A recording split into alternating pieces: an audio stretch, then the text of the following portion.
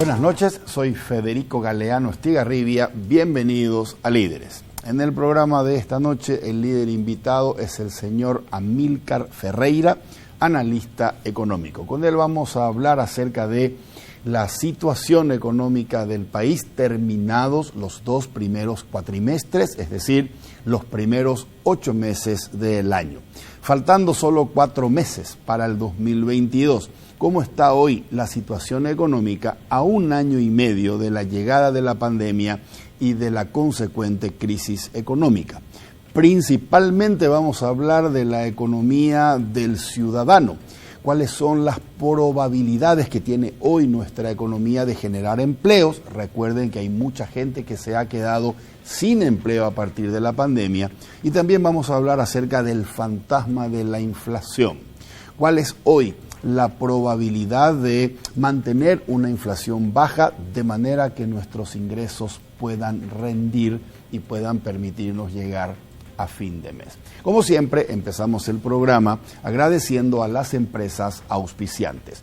Banco GNB, caminamos juntos desde 1920, Split Tokio el aire superior con el Pacto de Confianza NGO, Coexma SRL, creando ambientes corporativos desde 1998 y Alfa Trading, sociedad anónima, más que logística, su negocio en buenas manos. Luego de la presentación del programa y de nuestros auspiciantes, conversamos con el señor Amílcar Ferreira, aquí en Líderes, desde los estudios de ABC TV.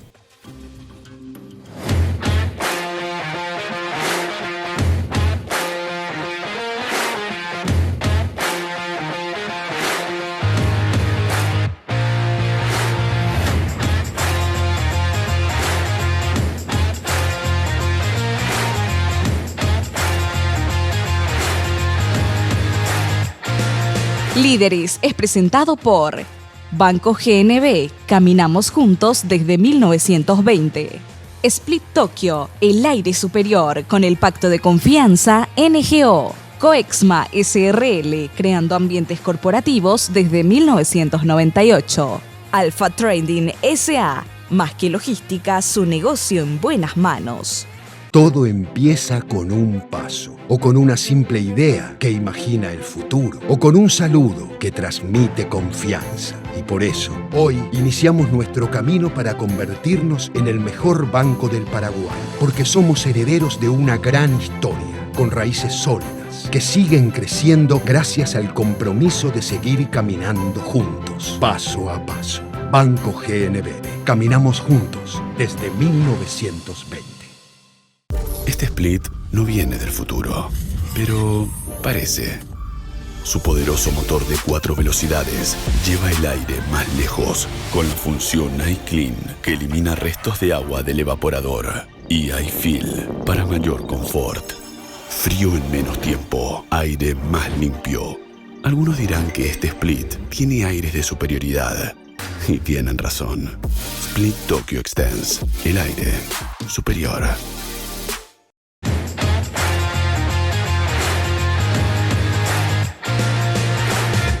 Ya estamos en compañía del señor Amílcar Ferreira. Amílcar, buenas noches, gracias por acompañarnos en Líderes. Buenas noches, Federico, un gran gusto para mí compartir contigo en este foro que se ha convertido realmente en un foro de referencia, ¿verdad? Por la calidad de sus invitados y también por tu forma, ¿no?, de entrevistar. Muchas gracias. Así que para mí ya un par de veces que he venido invitado, un honor para mí compartir contigo. Igualmente un gustazo. ¿Cómo estás, Amílcar? ¿Cómo estás bien. En esta, no sé si llamarle post-pandemia ya?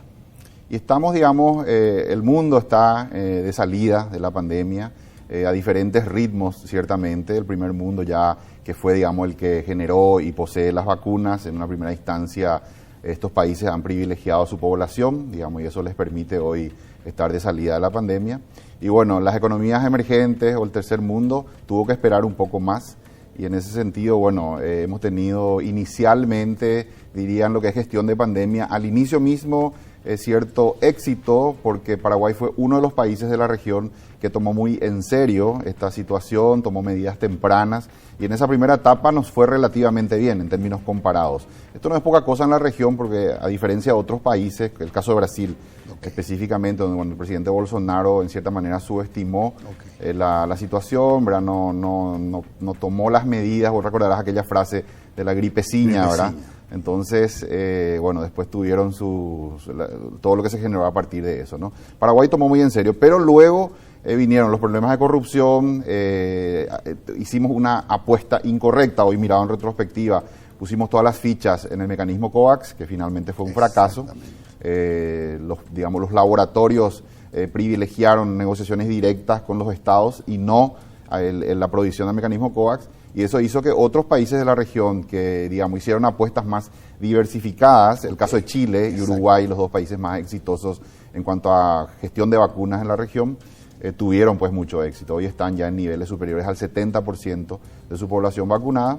Y Paraguay, mirando estrictamente los datos, tenemos la segunda peor gestión de vacunas después de Venezuela. Solamente Venezuela les fue peor, digamos, que nosotros.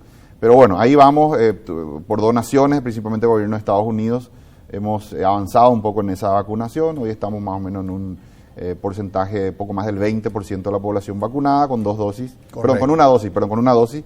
Y más del 4% con dos dosis, lo que llamamos full vacunación. La segunda peor gestión en términos de vacuna del continente. Así Solo Venezuela es peor que nosotros. Así es, solo Venezuela tuvo menos éxito, digamos, en conseguir vacunas.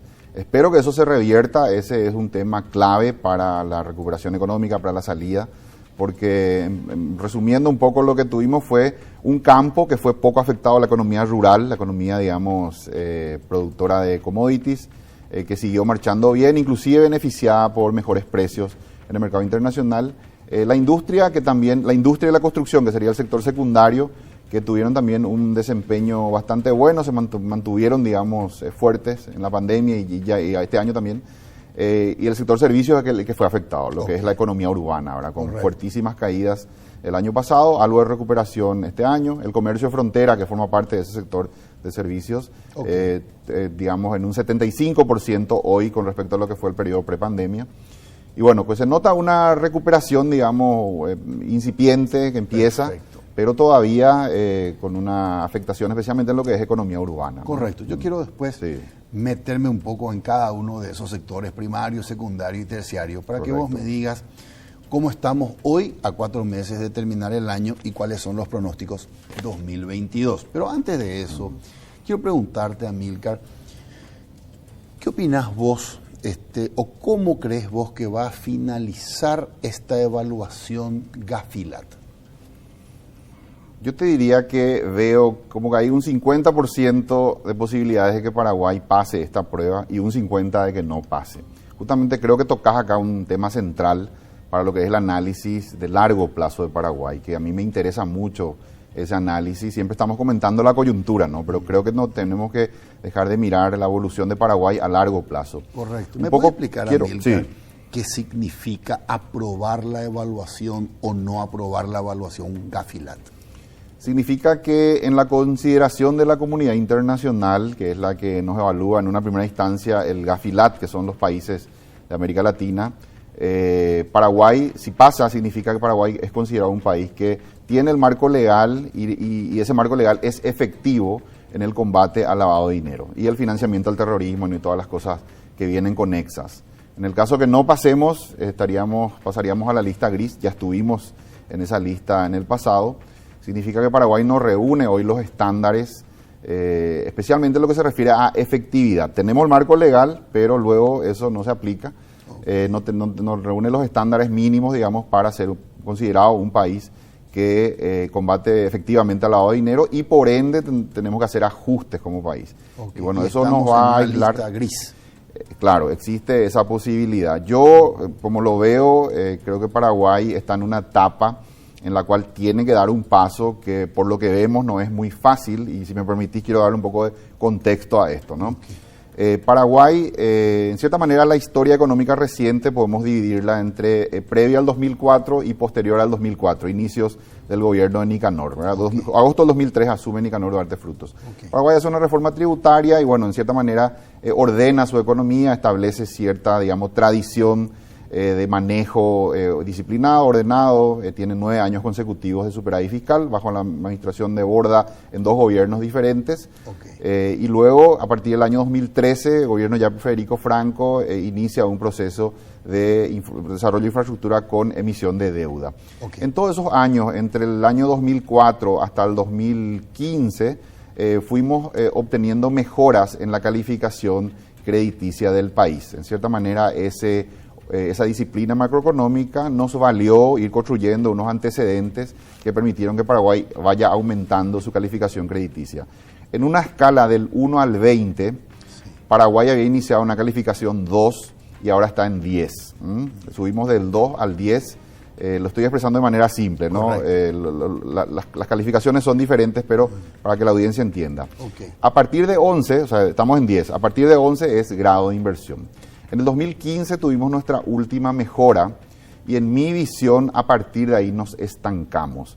Porque lo que dicen las calificadoras internacionales es que Paraguay es una ecuación incompleta. Es equilibrio macro, pero con debilidad institucional. Entonces, ok, ecuación incompleta porque tenemos uno de los requisitos para hacer grado de inversión, que es el equilibrio macro, pero tenemos una debilidad institucional. Exacto. Que es lo que vienen ahora a evaluar con esto de Gafilar. Exactamente. Creo que la mirada está sobre eso, ¿no? La efectividad, ya no basta con tener marco legal adecuado, que es lo que en cierta manera en las inspecciones anteriores se miraba. Esta vez ya establecido ese marco legal es la efectividad. Bueno, ¿cuántos ROS hubo, reporte de operaciones sospechosas? ¿Cuántos de esos ROS terminaron en la fiscalía? Okay. ¿Cuántos de esos fueron investigados, procesados, llevados a la justicia? ¿Y cuántas condenas se lograron a partir de ahí?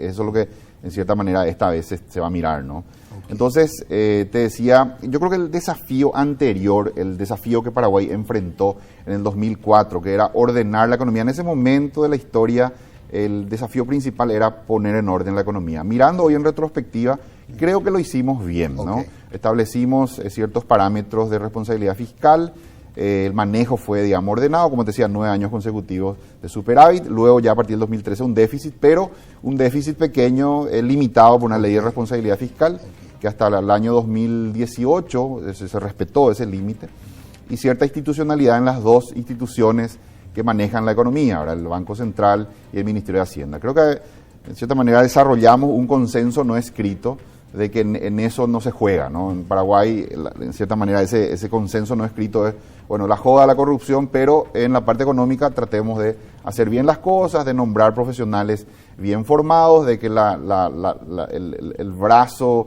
de la política en el peor sentido, ¿verdad?, del prebendarismo, etcétera, no entre en esas instituciones, y creo que, como decía, completamos ahí una etapa importante del manejo macroeconómico especialmente. Pero el desafío en esta oportunidad, el gran desafío que enfrenta Paraguay en esta etapa de su historia, diferente ya a la anterior, creo que ya hay que cerrar ese capítulo y decir, bueno, el equilibrio macro ya está, eso en cierta manera se va a mantener, pero el desafío ahora es mayor. ¿Por qué te digo? Es más difícil. Porque, en mi opinión, implica un cambio cultural. Que, digamos, la mayoría de los actores económicos, políticos de nuestro país se convenzan de que Paraguay necesita dejar atrás ese sistema de justicia débil, justicia manejada, ya sea por caciques políticos o por el poder fáctico, y ir ya a un modelo, digamos, de justicia independiente, de un árbitro independiente, fuerte, respetado, en donde lo que ordena la sociedad no son poderes fácticos o cacicazgos políticos, sino la ley, ¿verdad? La vigencia real del Estado de Derecho, y que esa sea la que nos iguale a todos los ciudadanos y también a los extranjeros que vienen a invertir a Paraguay, ¿no? Ahí uno mira ejemplos de la región, por ejemplo, Perú, es un caso que a mí me gusta mucho mencionarlo. Perú es un país que tiene grado de inversión, siempre se habla, ¿no?, de la fortaleza institucional, a pesar de todos los episodios muy importantes de corrupción, ¿verdad?, que han tenido.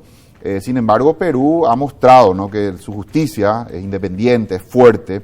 Prácticamente todos los expresidentes peruanos están procesados por la Fiscalía, algunos de ellos presos, ¿verdad? Desde Fujimori, Toledo, Ollanta Humala, que estuvo un año en prisión preventiva y hasta ahora sigue procesado. El presidente Alan García, que lastimosamente se suicidó, ¿verdad? Cuando fue la Fiscalía a tomarlo preso.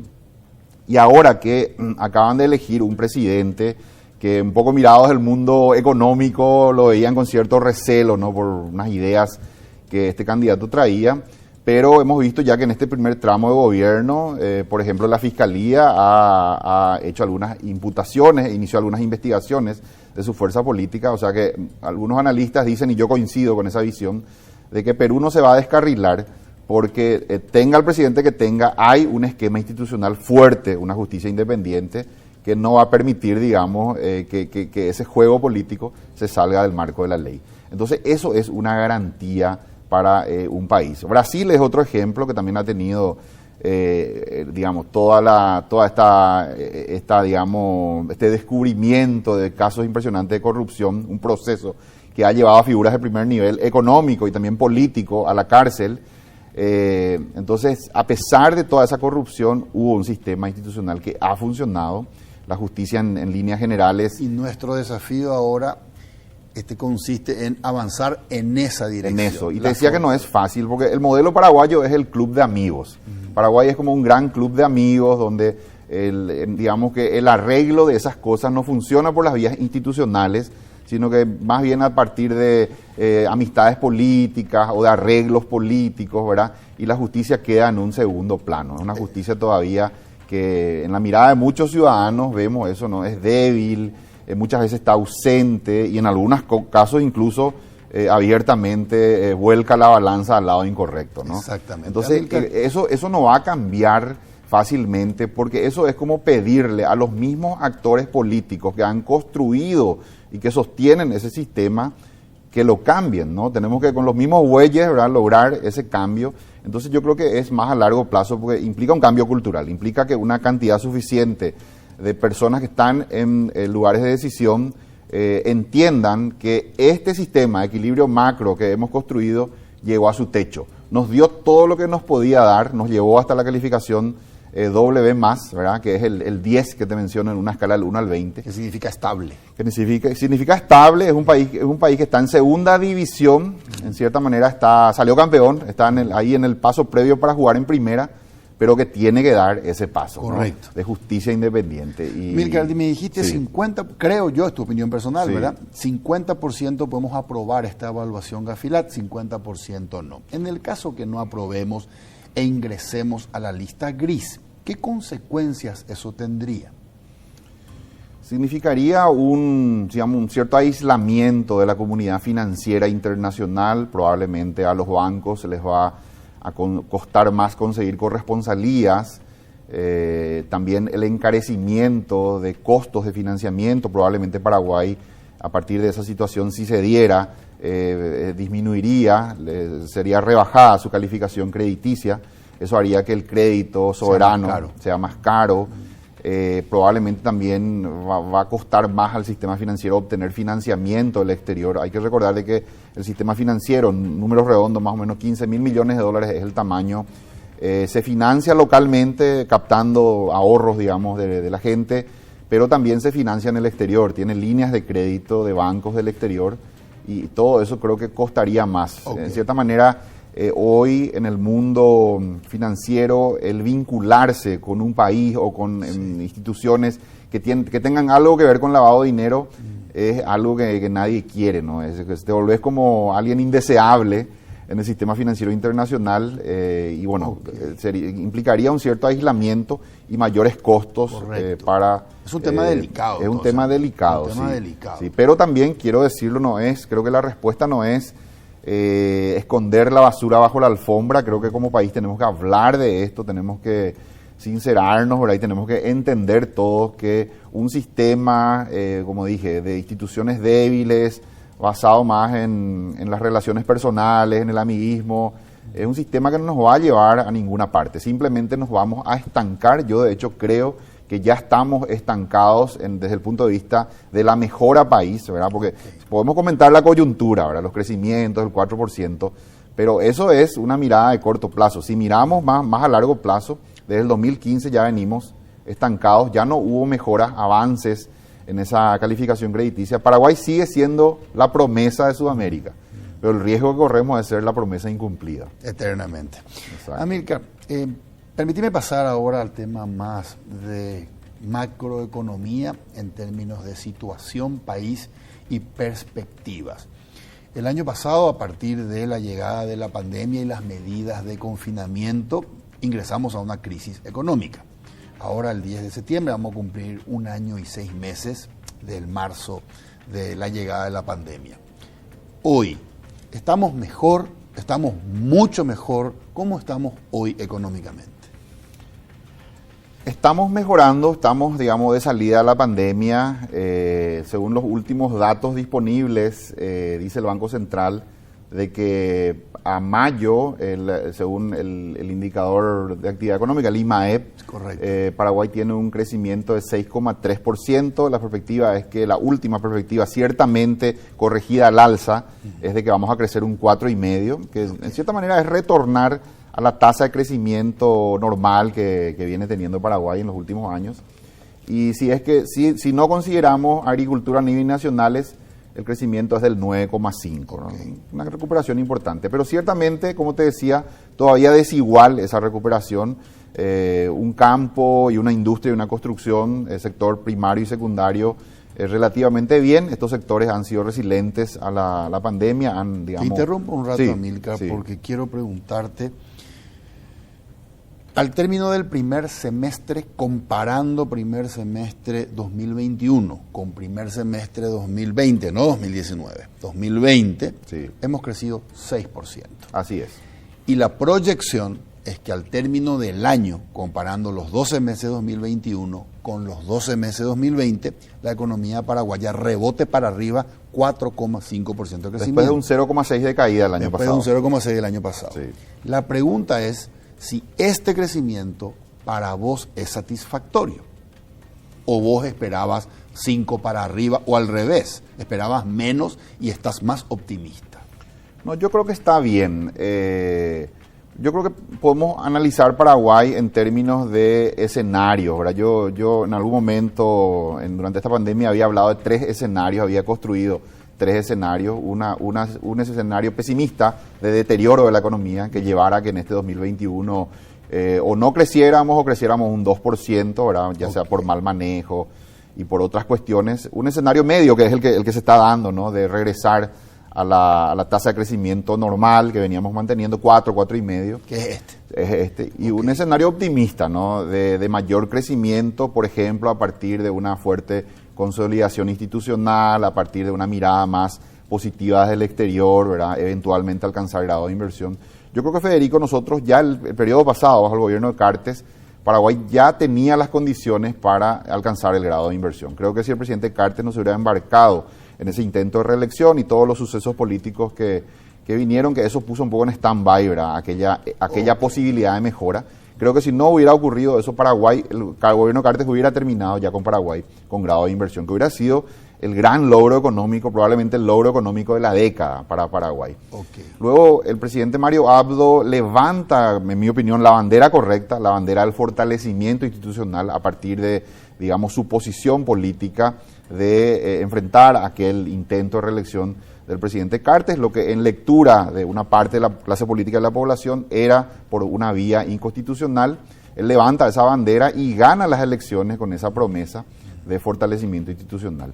Lastimosamente después, hechos de corrupción, ¿verdad?, en su gabinete, en sus colaboradores, vinieron un poco a embarrar la cancha, a empantanar su administración, y creo que es una administración más que lastimosamente no va a alcanzar, ¿verdad?, algo que hubiera sido magnífico, el fortalecimiento institucional pleno, ir ya a un esquema de justicia independiente, señales claras, ¿no? En ese camino, y con eso lograr el grado de inversión. Correcto. Pero bueno, un país sin grado de inversión, o un país, como vos dijiste, más estancado, su potencial de crecimiento no superaría entonces este 4,5.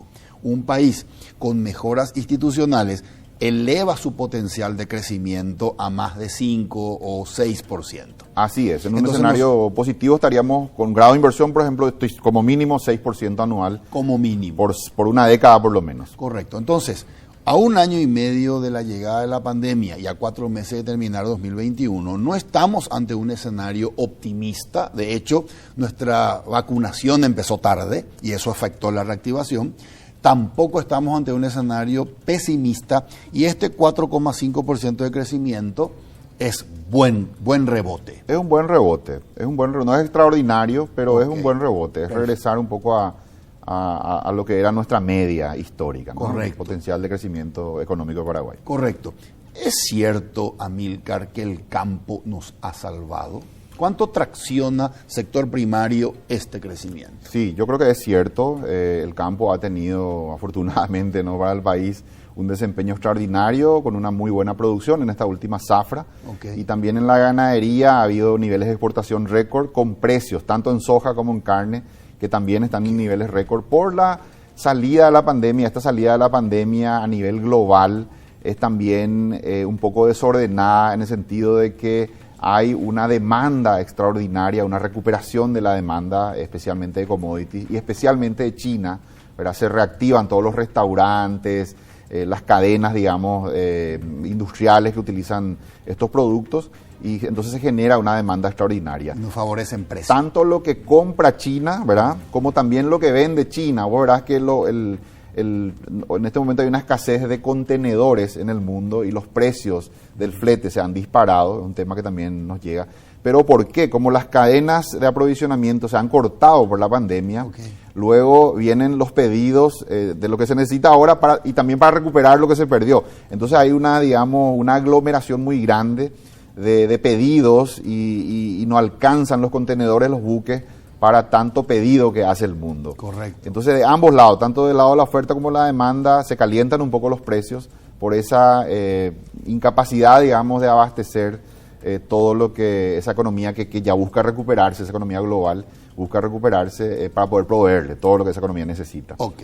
Amílcar, permíteme Sí. preguntarte acerca de empleo. Este crecimiento o rebote de Sí. 4,5%, ¿cómo nos ha impactado en términos de recuperación del empleo, teniendo en cuenta que el año pasado miles de personas han quedado sin trabajo? ¿Volvimos a darle empleo a toda la gente que quedó sin trabajo en el año 2020 o todavía no estamos, no hemos recuperado el 100% de esa mano de obra desocupada? Y mira, estamos más o menos todavía 50.000 empleos por debajo de lo que era el nivel prepandemia. Acá tengo los números al cierre de 2019, o sea, el último trimestre de 2019, teníamos registrados más o menos 3.466.000 empleos. Vos sabés que la población económicamente activa está más o menos en 3.600.000 personas y ahora estamos en 3.410.000. Al 31 de diciembre 2019, Sí. 3.466.000 personas empleadas. Correcto. Empleadas. Y al cierre de junio de 2021, 3.410.000, lo cual Sí. da una diferencia de 56.000 personas menos, que se Menos. han bajado Claro. del carro del empleo. Exacto. Pero habíamos llegado a 3.100.000. En el peor momento de la pandemia, habíamos llegado a ese número, ¿no? O sea, más de 310.000 empleos perdidos. Exactamente. Empleos perdidos y en paralelo también la gente que no perdió su empleo, cierta precarización, ¿no? Disminución de ingresos. Por ejemplo, un vendedor está empleado y cobra un sueldo fijo, pero además cobra comisiones. Sí. Por los menores niveles de venta, esas comisiones se han reducido durante la pandemia. Cierto. Entonces tenés pérdida de empleo, pero también la gente que no habiendo perdido su empleo, disminución de ingresos y una situación más precaria, más frágil, ¿no? Creo que Correcto. la clase media se ha vuelto una clase frágil durante Exacto. la pandemia. Y bueno, eso iremos recuperando. Yo estimo que eso puede llevar todavía un tiempo. Yo estimo unos 24 meses, unos 2 años para hablar de una recuperación plena 2 del años empleo. a partir de... Y a partir de la pandemia, A ¿no? partir Todo de el la 2021 y todo el 2022 seguramente Ok. estaremos todavía en ese proceso de recomponer. Hubo muchos cierres de pymes. Mira, el tejido económico que se compone de empresas, las empresas que han logrado sobrevivir son empresas que a esta salida de la pandemia van a volver a contratar, ¿verdad? Un pequeño negocio que, digamos, tenía, no sé, 10 empleados, tuvo que reducir 5, y luego, pero sobrevivió y ahora empieza a mejorarle su facturación, eventualmente va a contratar. Pero aquellos negocios que cerraron, recomponer ese tejido económico de negocios que ya cerraron es más difícil, es más a largo plazo. Correcto. Si hay un negocio que cerró, verás, en la ciudad de Asunción, solo por tomar como ejemplo, muchos locales con el cartel de se alquila, son negocios que han cerrado. Nosotros hicimos un pequeño estudio, un pequeño relevamiento en la consultora acerca de las razones que llevaron a estos cierres de negocio. Vos sabés que la principal razón es la imposibilidad de renegociar el alquiler. Hemos visto que más o menos un 50% de los propietarios de salones, ¿verdad?, han aceptado la renegociación de los contratos de alquiler, y eso ha permitido que esas empresas, pequeñas empresas que operaban ahí, no cerraran, y otros 50 no. Fueron, digamos, propietarios que fueron más bien inflexibles, se mantuvieron, ¿verdad?, en la posición de cobrar el alquiler pleno a empresas, a pymes que habían visto disminuir sus ingresos, y bueno, eso llevó al cierre. Entonces hoy vemos un montón de locales en alquiler por esa razón.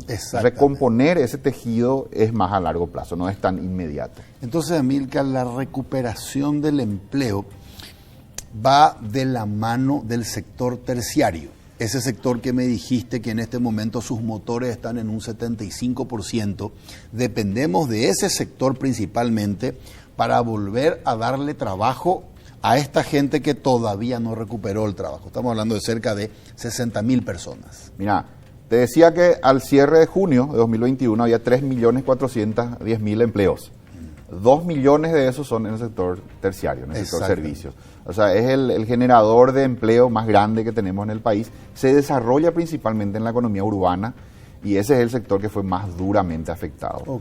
Y eso va a ser más a largo plazo, porque la recuperación, porque además del efecto propio de la pandemia, inicialmente por las restricciones a la circulación impuestas por el gobierno, más allá de eso, hubo también un cambio de conducta de los consumidores. Eso es algo que hemos visto también en nuestros análisis en la consultora. La gente empezó, digamos, a acostumbrarse a usar la compra, el delivery, la compra, digamos, en línea, la entrega por delivery, a salir menos.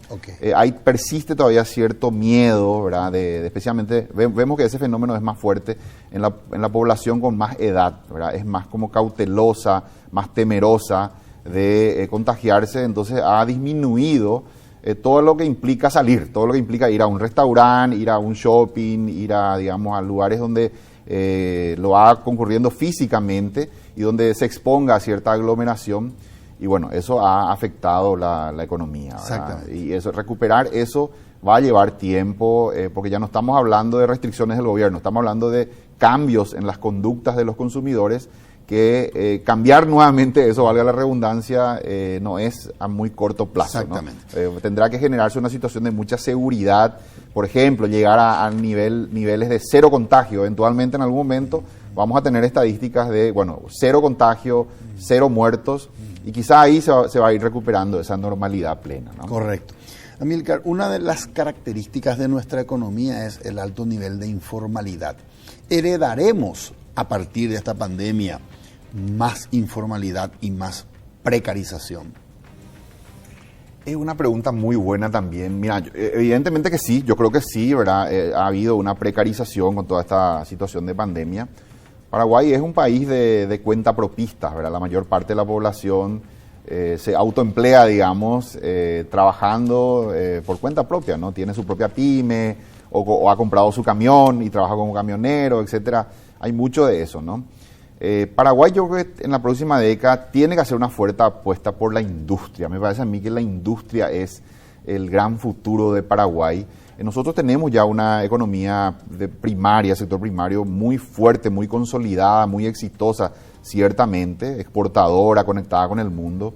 Pero creo que el siguiente gran paso tiene que ser la industria. Y esto en términos de empleo tiene un impacto demasiado importante, ¿no? la cantidad de empleos que se generan en la cadena, pasando de lo que es simplemente producción primaria ya a industrialización, es 10-1. O sea, por cada un empleo que vos generás en el campo con producción primaria, lo multiplicás por 10 por lo menos eso, cuando incorporás esa cadena industrial. Y yo creo que Paraguay tiene una industria incipiente todavía por ahora, pero con, digamos, con mucha capacidad. Yo me imagino que productos como, no sé, el queso de las cooperativas, los hot dogs o pancho le decimos acá, que producen nuestras industrias, en general el arroz con leche de otra empresa láctea también. Sí. Toda esa gama de productos alimenticios me parece que podría estar sin ningún complejo en cualquier anaquel de cualquier supermercado del mundo. Correcto. Creo que Paraguay tiene que hacer una fuerte apuesta por su agroindustria, principalmente producción de alimentos. ¿Por qué digo esto? Porque cuando uno mira lo que hay en Paraguay, uno dice, bueno, ¿qué es lo que puede hacer que Paraguay pegue ese salto económico? No hay ningún límite a esa respuesta. O sea, nosotros podríamos hacer prácticamente cualquier cosa acá en Paraguay, pero lo más fácil es aquello que ya tenemos, ¿verdad? Si yo te digo, bueno, hagamos que Paraguay produzca cohetes para ir al espacio, es factible, ¿verdad? Pero no tenemos los ingenieros, en fin, todo lo que se requiere para eso. Sin embargo, si decimos qué es lo que ya hay, qué es lo que ya está a mano y es la agroindustria, ¿verdad? Tenemos todas las condiciones, inclusive ya con industrias instaladas, pero que necesitan salir al mundo, ¿verdad? Construir grandes conglomerados como Brasil Foods o como Arcor en Argentina, ¿verdad? Que tengan presencia en todo el mundo y que construyan una oferta de productos industrializados. Yo veo de todo el análisis que hago, ¿verdad? Creo que ahí es donde podemos hacer una apuesta exitosa, la más exitosa de todas, en los siguientes años. Excelente. Y eso en términos de empleo tiene un impacto enorme. Vos sabés, la maquila es un pequeño ejemplo, ¿no? Exactamente. Ese sector que ha crecido, que ahora también después de la pandemia está teniendo una recuperación muy importante, ¿verdad? La cantidad de empleos que ha generado. Una pequeña muestra, ¿no? Paraguay, así en números redondos, es, digamos, el 1% de la economía de Brasil. Un poco más en realidad, pero para entender creo que... Y entonces, si Paraguay captura cada 1% de la economía brasileña, para ellos es casi nada, pero para nosotros podría significar duplicar nuestro Producto Interno Bruto. Entonces, creo que la industria es lo que tiene que ser la gran apuesta de Paraguay en la próxima década. Pero esto va a significar desafíos porque en poco parte quiero poner sobre la mesa también el déficit fiscal, que es alto. El año pasado fue del 6,2%, este año va a estar más o menos por un 4%. Y ese déficit se financia con deuda y esa deuda ha llegado ya a un techo, ¿verdad? Paraguay inicia este proceso de endeudamiento allá por el 2013 con una relación deuda-PIB de 10%. La deuda pública total era 10% del PIB y ahora ha llegado a 35%. Para nuestra presión tributaria eso ya es un techo. Entonces enfrentamos una pregunta a partir de ahora. ¿Ahora qué? Porque agotado ese endeudamiento ya no va a haber forma de financiar ese déficit. Hoy, sí. ¿Cuánto debemos en dólares? ¿12.000 o más? Casi 13.000 millones de dólares. Casi 13.000 millones de dólares. Es la deuda de Paraguay. Es la deuda total. Y representa total. 35% de nuestra economía. Exactamente, que es ya un techo, ¿verdad? Okay. Entonces, para poder financiar los gastos extraordinarios de pandemia, hemos aumentado mucho más de lo que veníamos normalmente aumentando cada año, ese endeudamiento, hasta llevarlo a un techo. En términos simples, Federico, hemos ya usado todo el saldo de la tarjeta de crédito, ya no queda por ese lado del crédito mucho margen para seguir impulsando la economía. Entonces, por eso es que es más que nunca importante el grado de inversión, porque Paraguay necesita iniciar un nuevo esquema de desarrollo de infraestructura, por ejemplo, las APP, ¿verdad? Las alianzas públicos-privadas, y para eso es fundamental el grado de inversión, ¿verdad? Los grandes capitales están ávidos por encontrar oportunidades de inversión, pero cuando yo he visitado fondos de inversión en Estados Unidos, en varios países, y cuando vos entras en la oficina y te enterás ya de los detalles de cómo funciona por dentro, lo que te muestran es un manual, ¿verdad? Los gestores de estos fondos de inversión pueden invertir, pero tienen ciertas reglas dentro de las cuales se tienen que mover, su manual de inversión. Y en el 90% de los casos ese manual de inversión dice, la letra pequeña dice, que solamente pueden invertir en países y empresas que tienen grado de inversión.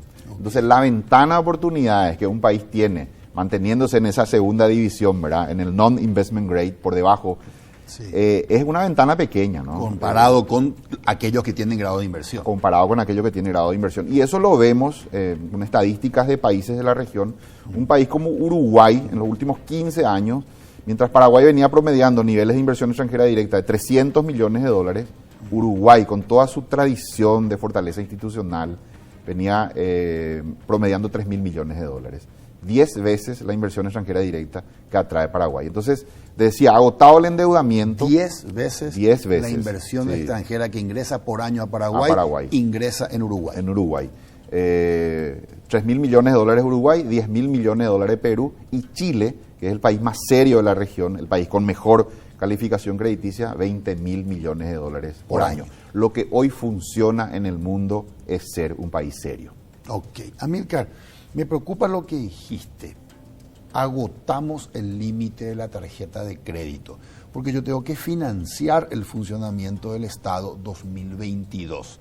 Y vos me decís, ya no podés recurrir a endeudamiento porque terminó nuestro límite, usamos toda nuestra línea de crédito. Sin embargo, yo tengo que seguir financiando. ¿Qué podemos hacer? Te pregunto, a mí me parece que lo que vamos a hacer aquí es recurrir al bicicleteo, es decir, decirle a nuestros acreedores, yo te debo tanto, vamos a estirar el plazo de pago para bajar los montos anuales y habilitamos una nueva línea de crédito para financiarme 2022, de manera que al disminuir mis pagos anuales, yo todavía tengo capacidad de pago para una nueva deuda y vamos a seguir endeudándonos. La otra alternativa sería tocar ingresos fiscales, y yo no sé si en años políticos eso puede ser cierto. Es decir, mi pronóstico es que aún habiendo llegado al límite de nuestra tarjeta, vamos a recurrir a negociación y vamos a decir, total, nos falta todavía para llegar al 40% del PIB como nivel de endeudamiento, y esto va a seguir creciendo. ¿Cuál es tu visión al respecto? Te voy a contar algo que quizás solamente los analistas que participamos en muchas reuniones nos enteramos, ¿verdad? O sea que una idea que prevalecía en varios ministros de Hacienda, ¿verdad?, en los últimos años en diferentes gobiernos, era que el crecimiento de ese endeudamiento no era un problema, por decirlo de alguna manera, porque en el 2023 Paraguay iba a renegociar Itaipú y iba a empezar a recibir un monto, digamos, importante, de más o menos 1.000 millones de dólares por año, a partir de una negociación exitosa, ¿no? Y que con eso entonces se iba a pagar. Siempre estaba como en el pensamiento, en mi impresión, ¿verdad?, esa idea.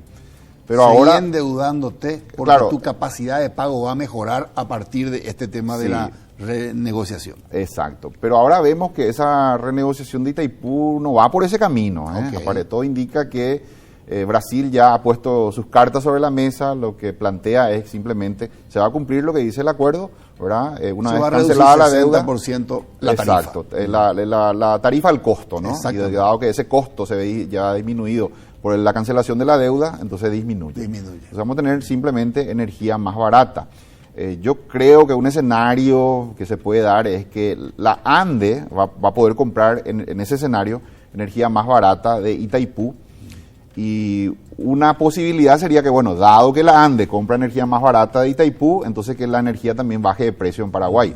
La otra es que no lo haga, que compre más barato, pero no lo venda más barato, que mantenga los mismos precios actuales, y que esa diferencia positiva que se genere, ese superávit, sea trasladado al fisco.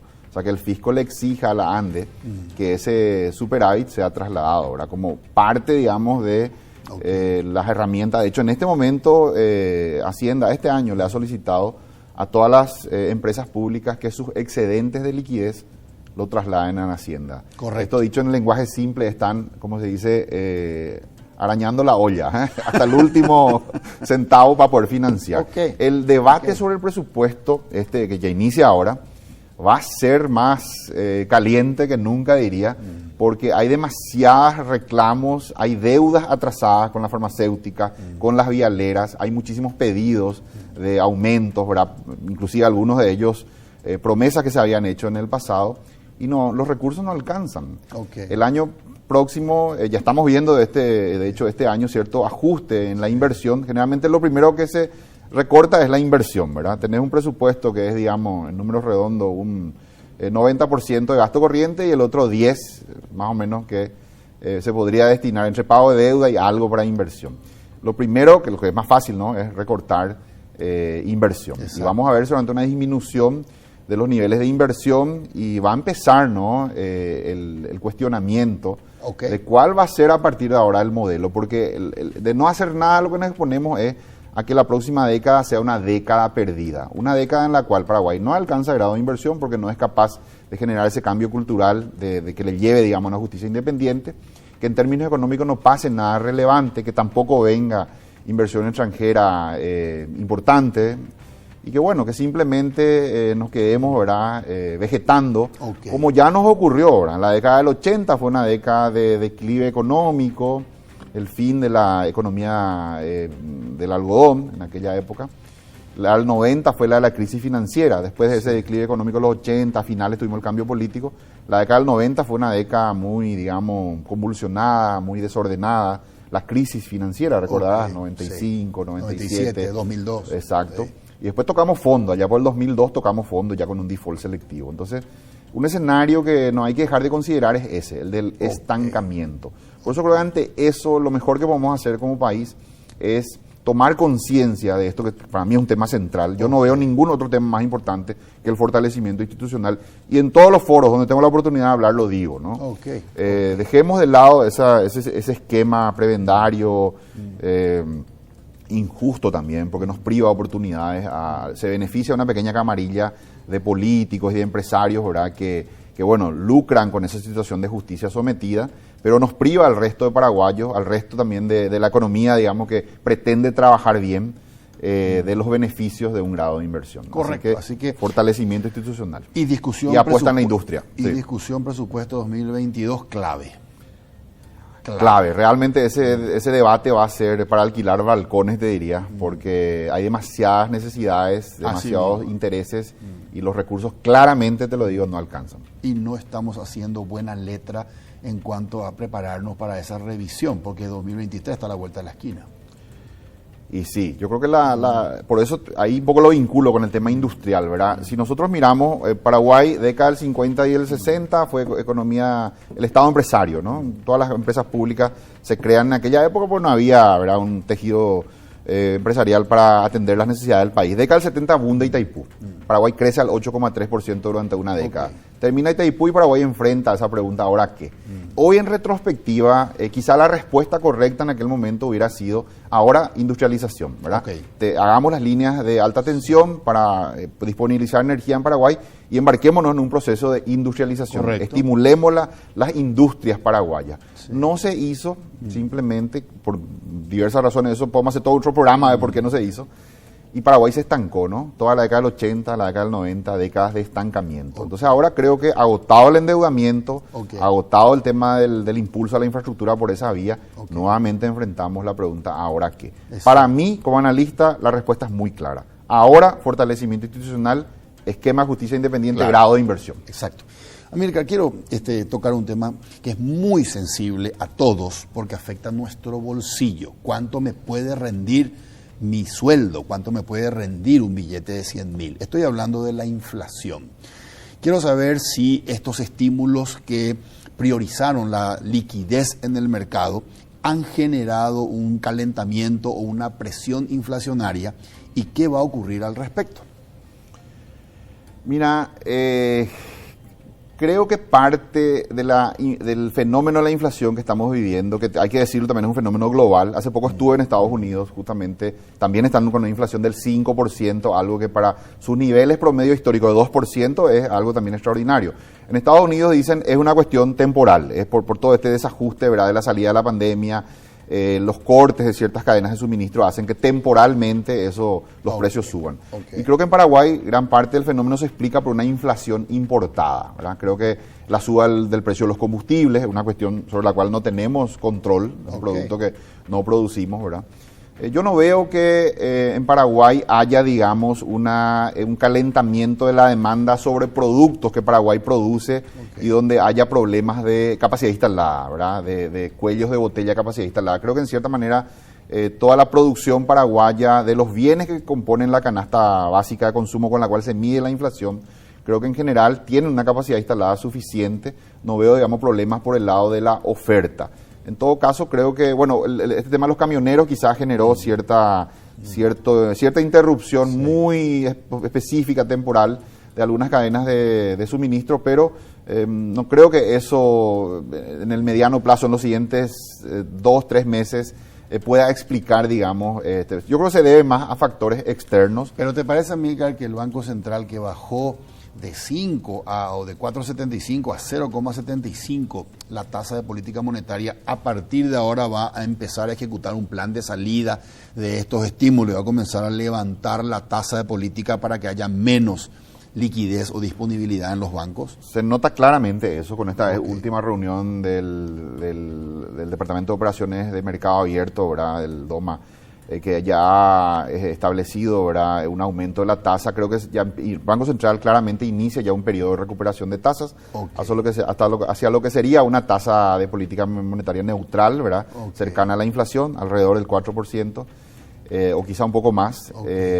Y bueno, eso va a hacer de que el crédito paulatinamente también se encarezca un poco, ¿no? Vamos a ver un aumento de tasas, espero yo que sea gradual, muy gradual, para de tal manera que la economía no resienta, ¿no? Es todavía, creo que, una recuperación incipiente. Creo que todavía necesitamos ciertos estímulos, por lo menos por los próximos 12 meses, pero se nota ya ese cambio de política del Banco Central, en línea también con lo que ya está empezando a suceder en otros mercados, ¿no?, en otros países. Amílcar, permíteme un poco preguntarte acerca de PIB o crecimiento de nuestra economía y PIB per cápita. Cuando uno mira los números de crecimiento económico de Paraguay, como vos dijiste, a partir de 2004 empieza un crecimiento económico turbinado. Y a partir del 2014 eso se detiene, pero seguimos creciendo. En vez de crecer cerca del 5%, crecemos 4% al año, más o menos a partir de 2014, y eso se tranca en el 2018, último año de crecimiento económico. Así es. Después tenemos una caída en 2019 de la economía de 0,4%. Y posteriormente, el año pasado, la caída de la economía fue de 0,6%. Es decir, no son caídas muy significativas en términos del crecimiento económico. Pero, Amílcar, estuve mirando el reporte tuyo y me encontré con un dato que me llamó la atención. El PIB per cápita, es decir, ingreso promedio año de cada paraguayo, en 2018 era $5.726. O sea, $5.800 ingreso promedio por paraguayo año. Y el año pasado el año 2019 cerramos con 5.333, es decir, un 7% menos, comparado con 2018. Y el año pasado cerramos con 4.946, es decir, menos de $5.000 año por paraguayo, ingreso promedio anual, lo cual representa un 13,6% menos que el 2018. ¿Por qué el PIB cae más lento y el PIB per cápita se desploma así? ¿Es porque disminuye la torta y aumenta la población? ¿Por qué cae así tan fuerte? Por un lado, por la caída real de la economía, yo diría en menor medida explicado por eso, y por otro lado por el tipo de cambio, porque la devaluación monetaria en los últimos 2 años, el periodo que mencionás, fue de más o menos 8% anual. Entonces vos tenés una caída de la economía real, pero por otro lado también una devaluación, porque como es algo que se mide en dólares, tu PIB se mide en guaraníes, pero tu PIB per cápita, el que acabas de mencionar, es en dólares. Entonces al dividirlo por un tipo de cambio más alto, con una devaluación, como decía, el 8%... Da menos en dólares. Da menos en dólares. Yo creo que la mayor parte está explicado por la devaluación de la moneda y en menor medida por la caída del PIB. Correcto. Amílcar, yo tengo que hacer... En dólares somos más pobres, digamos. En dólares somos más pobres. Sí. Tengo que hacer una pausa, pero te quiero hacer una pregunta y respóndemela luego de la pausa. Amílcar, a mí me gustaría que en el futuro Paraguay sea un país en donde todos los paraguayos y no paraguayos residentes en este país podamos tener oportunidades, independientemente de dónde nazcamos geográficamente hablando, o independientemente de dónde nazcamos en términos de poder adquisitivo de la familia, en donde nacimos, que este sea un país en donde todos tengamos magníficas oportunidades hacia el futuro. La pregunta es, ¿qué tenemos que hacer para ser el país de las oportunidades? ¿Me la respondes? Okay. Después de la pausa hacemos una pausa y regresamos para cerrar el programa con el señor Amílcar Ferreira. Antes, permítanme recordarles que los muebles que utilizamos en Líderes son de Coexma SRL, creando ambientes corporativos desde 1998. Regresamos y cerramos el programa. Todo empieza con un paso, o con una simple idea que imagina el futuro, o con un saludo que transmite confianza. Y por eso, hoy iniciamos nuestro camino para convertirnos en el mejor banco del Paraguay, porque somos herederos de una gran historia, con raíces sólidas, que siguen creciendo gracias al compromiso de seguir caminando juntos, paso a paso. Banco GNB. Caminamos juntos desde 1920. Este split no viene del futuro, pero parece. Su poderoso motor de 4 velocidades lleva el aire más lejos con la función iClean, que elimina restos de agua del evaporador, y iFeel para mayor confort. Frío en menos tiempo, aire más limpio. Algunos dirán que este split tiene aires de superioridad, y tienen razón. Split Tokyo Extends, el aire superior.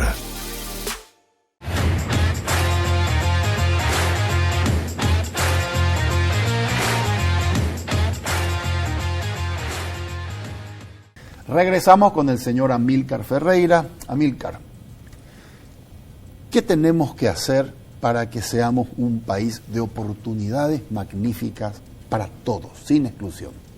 Te decía Paraguay la ecuación incompleta, tenemos que completar esa ecuación.